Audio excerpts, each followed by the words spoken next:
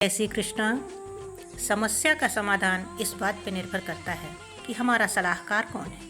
क्योंकि दुर्योधन शकुनी से सलाह लेता था और अर्जुन श्री कृष्ण से। आइए सुनते हैं बिहारी जी की एक रोचक कथा। बहुत समय पहले की बात है। वृंदावन में श्री बांके बिहारी जी के मंदिर में रोज पुजारी जी बड़े भाव से सेवा करते थे। वे रोज बिहारी जी की आरती करते, भोग लगाते और उन्हें शयन कराते और रोज 4 लड्डू भगवान के बिस्तर के पास रख देते थे।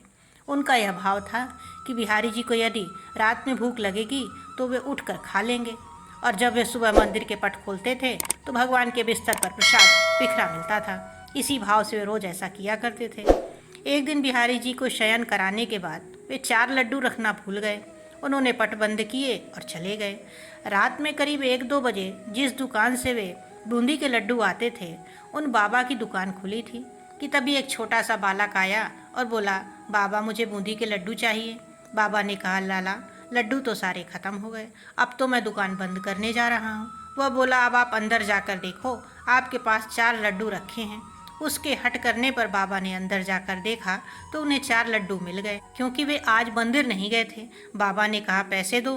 बालक ने कहा, मेरे पास पैसे तो नहीं हैं, और तुरंत अपने हाथ से सोने का कंगन उतारा और बाबा को देने लगे। तो बाबा ने कहा, लाला पैसे नहीं हैं तो रहने दो, कल अपने बाबा से कह देना, मैं उनसे ले लूँगा। पर वह बालक नहीं माना और कंगन दुकान में फेंक कर भाग गया। सुबह जब पुजारी जी ने पट खोला तो उन्होंने देखा कि बिहारी जी के हाथ में कंगन नहीं है। यदि चोर भी चुराता तो केवल एक ही कंगन क्यों चुराता। थोड़ी देर बाद ये बात सारे मंदिर में फैल गई। जब उस दुकान वाले को पता चला तो उसे रात की बात याद आ गई। उसने अपनी दुकान में कंगन ढूंढा और पुजारी जी को दिखाया। यदि चोर भी चुराता तो केवल एक ही कंगन क्यों चुराता। थोड़ी देर बाद ये बात सारे मंदिर में फैल गई। जब उस दुकान वाले को पता चला तो उसे रात की बात याद आ गई। उसने अपनी दुकान में कंगन ढूंढा और पुजारी जी को दिखाया और सारी बात बताई।